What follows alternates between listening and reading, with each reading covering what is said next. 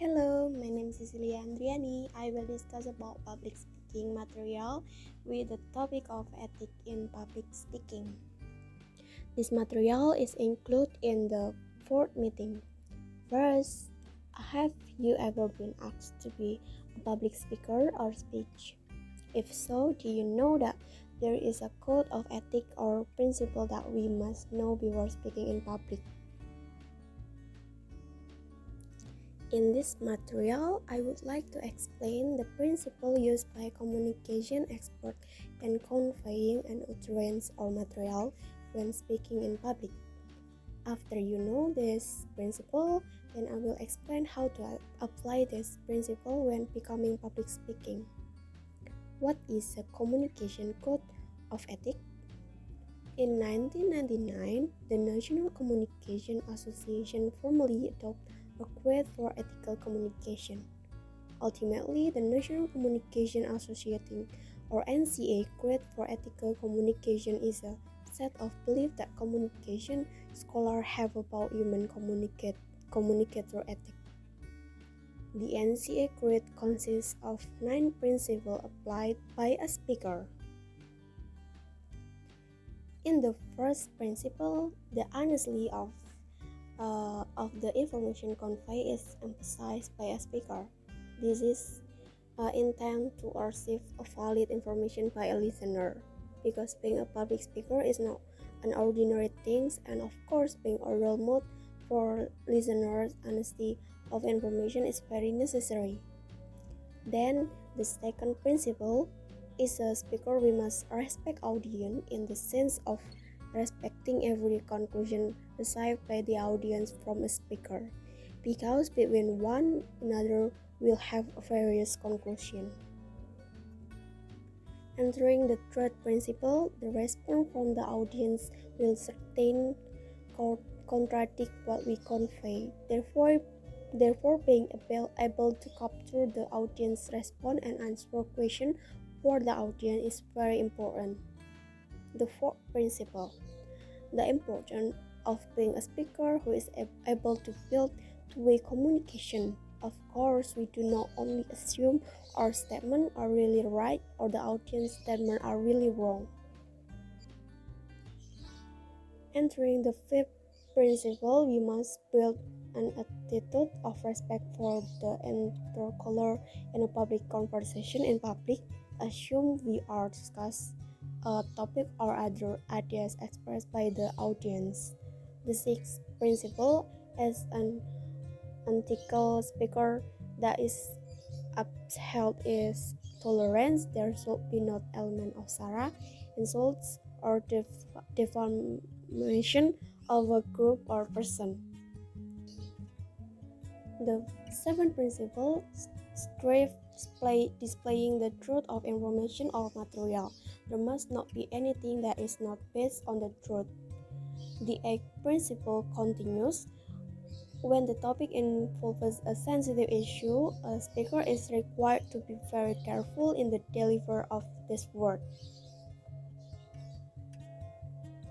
And the last principle is the ninth principle. A topic of discussion will have an impact on the speaker and hearing, so that there must be consequences that may occur in the short or long term. A speaker must be held responsible for what has been conveyed to the listener. After we know that there are 9 principles in communicating, or of course we must follow the rules that exist when we become a public speaker. A public speaker is expected to understand four aspects in speaking. Things are truthfulness, accuracy, honesty, and reason. As public speaker, one of the first areas of ethics we should pay attention to in the honest of information. Although there are cases where the speaker bluntly lies to the audience, it's more common for speaker to prove a point by exaggerating, omitting fact, their weight, or their message, or distorting information. We believe that speakers build relationship with their audience, and that lying, exaggerating, or distorting information violates this relationship. In the end, a speaker will be more persuasive by using logical reason and argument support by fact rather than relying on emotional appeal designed to manipulate the audience. When speaking in public, something speakers tend to fall into the plagiarism category. There are three types of plagiarism categories, including: first category is failing to tell the audience the source of the direct quotes. If we don't use quotes and clearly state where the quote material come from, you as a reader won't know the source of the information. To avoid plagiarism, you always need to tell your audience know when you quote information direct in a speech. The second category of plagiarism in public speaking is paraphrasing what someone else said to word without giving credit to the speaker or writer. For example, you may have read a book and learned that there are three types of bullying on the school ground. In the middle of your speech, you talked about the three types of bullying in the schoolyard. If you don't tell your audience where you found the information, you're plagiarizing. Usually, the only information you do not to cite is general knowledge. General knowledge is information that is publicly available and widely known by majority of the public. For example, you do not need to quote in speech the name of the capital city of Delaware, although many people do know do not know the capital city of Delaware without saying it.